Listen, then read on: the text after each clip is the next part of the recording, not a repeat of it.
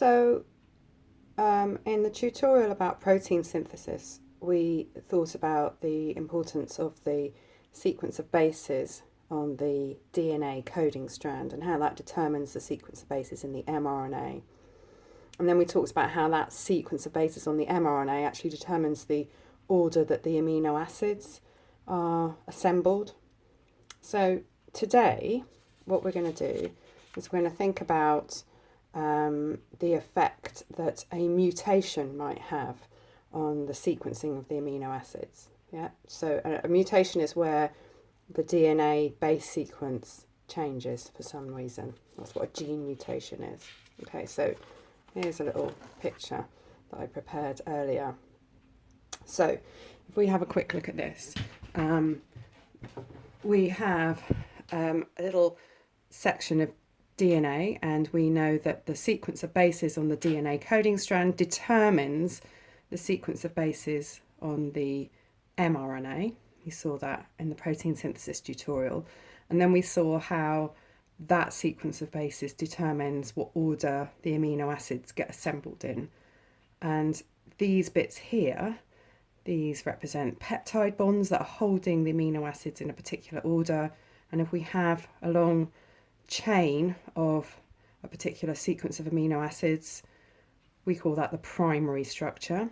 And then, of course, the order that the amino acids in will determine the position that the bonds between the R groups occur. So I've drawn in this polypeptide folding up now into a particular shape. And do you remember from previous lessons that the tertiary structure, which is what this is now called, is held in place by bonds between the R groups, and I've kind of drawn them as little zigzags to show how they're different to the peptide bonds, which are holding the amino acids together to each other, and the other bonds, the bonds between the R groups that hold the sort of globular structure in place. Okay, so these bonds, I don't know if you remember from a previous tutorial, these might be hydrogen bonds or ionic bonds or sulfur bridges. And what's really important is that this tertiary structure has a particular shape. Okay, so this tertiary structure determines the shape of the protein, and the tertiary structure, and therefore the shape, determines the function of that protein. So let's write that down, because that's quite important in understanding what happens when it all goes wrong. Oops. Okay, so for instance, if this was an enzyme, it would have to have a particular shape so that it could have a particularly shaped active site. Maybe this was its active site here, so that a particular substrate could form an enzyme substrate complex with it. So if this was a different shape, it would no longer be able to carry out its function. Okay, so the shape is linked to the function. Now, let's have a think about what happens if there is a mutation. So on the next page, we've got a little definition of a gene mutation.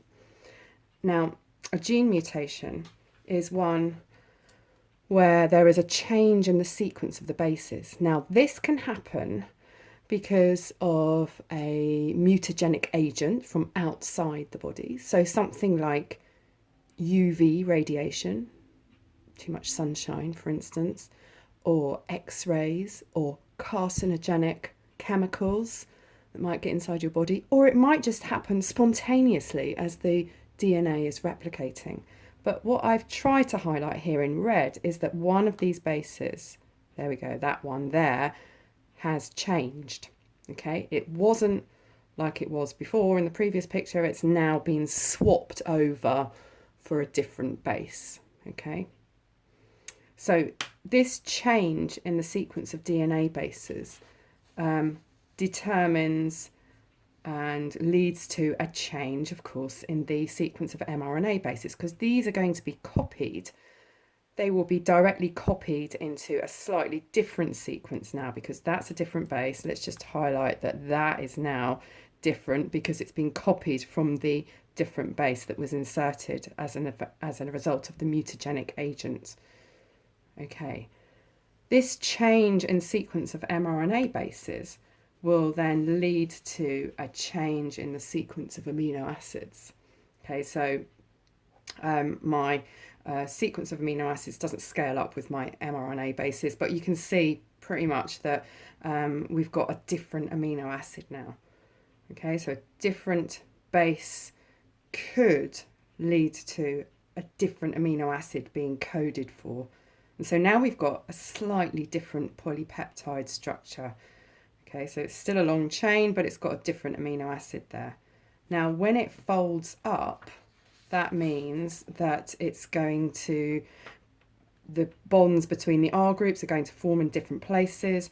The structure of the protein will be different. So now this protein will function in a different way to how it would have functioned before. So if I just swap back to the other picture, you can see, look, there is what the protein should have looked like, and there is what the protein now looks like because of the mutation.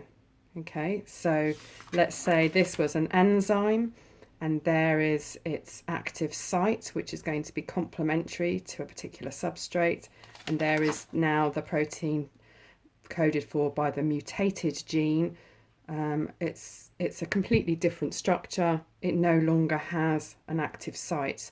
If this was an enzyme, it would no longer be able to break down its substrate. Okay, so let's have a think about a mutation in a particular type of gene and what effect this would have on the functioning of the cell. So the genes that I've got in mind are the genes that are involved in controlling cell division. So I've got a little picture here, and we can see that inside this cell there is a nucleus, and inside the nucleus there is some DNA, and on this particular chromosome there are two genes. In fact, there are several hundred versions of these types of genes and several hundred versions of these types of genes as well. I'm just going to explain to you what these genes code for and what job the proteins do that come from these genes. So this gene is called a proto-oncogene. And if you transcribe this gene into its mRNA and then translate it into the protein, it will code for a protein that stimulates this cell to start dividing. Okay, so if this cell wants to divide, it will have to switch on that gene and stimulate cell division. Okay, if this cell wants to stop dividing, because of course cells don't need to divide all the time, then this gene gets involved. So this gene is called a tumor suppressor gene, and if this gene was transcribed into its mRNA and then the mRNA translated into its protein, this protein would stop the cell from dividing. So if the cell wants to start dividing, this gene gets switched on. Okay. If the cell wants to stop dividing, this gene gets switched off, and this gene gets switched on to stop it from dividing. And this happens all the time inside all of our cells. Very, very careful regulation of cell division so that you get your cells dividing when they should do, and you don't get a build-up of cells dividing out of control. Okay, so let's have a think about what would happen if there was a mutation in this gene, first of all, and what would the result be for the cell and for the body, and what would be the result if there was a mutation in this gene. Now, just remind ourselves, going back to this, remind ourselves that a gene mutation is where you get a change of sequence in the DNA bases. And we went through this sequence of stages, and it ended up with the protein being a different shape to what it was before, and therefore changing its function or making it non-functional, so stopping it from working at all. Okay, so let's go back to this. I've got a table. Okay, so the first gene I'm going to talk about is this one. If you've got a change in the sequence of bases in the proto-oncogene, that's this gene here, then that will lead to a change in the sequence of bases on the mRNA that comes from that gene, that bit there. And then, of course, what you would get is a different shaped proto-oncogene product. The gene product is just the protein that comes from that gene. So this protein here would be a different shape. So let's think about what the result would be. Okay, so the proto-oncogene product, that's the protein. The protein that comes from that gene. Let's just think about what it does usually. It stimulates the cell to divide. So if the mutation has happened, what might happen is that it's stimulating the cell to divide too much. Let's write that down. Stimulates cell division too much. Okay, so it's being way too efficient at switching on cell division.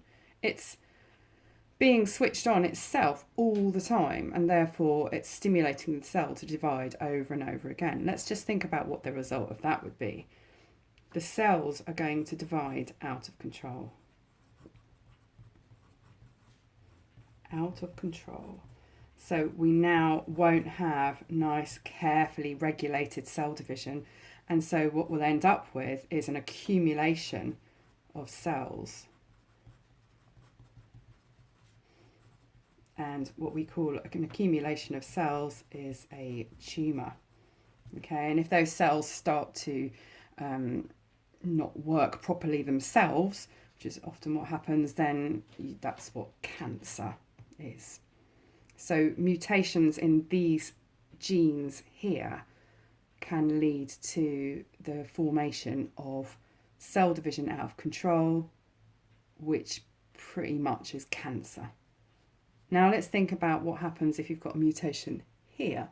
Okay, so carrying on with my table, if we have a change in the sequence of bases in the tumour suppressor gene, it leads to a change in the sequence of bases in its mRNA. Yeah, and then of course that would mean that this protein, this gene product, would be a different shape. Okay. Now, that means that it can no longer do its job properly. So let's just write down what that means in terms of the cell division process. The tumour suppressor gene product, which is the protein that's being produced from that gene. Let's write that down. Now, in this case, let's just go back and think about, well, what is it meant to be doing? It's meant to be stopping the cell from dividing. Now it's a different shape because of the gene mutation. It does not stop the cell from dividing. It's not doing its job as it should do. It does not stop the cell dividing. And let's just think about what effect that would have. So it should be stopping the cell from dividing. Now it doesn't. The cells are dividing out of control. And what that means is that you might get an accumulation of cells in a particular area of the body, which is called a tumour. And then if those cells stop working, then that's a cancer. Okay, so the effect of mutations in either the proto-oncogene or the tumour suppressor gene is the same. The effect is that you get cell division out of control. Yeah.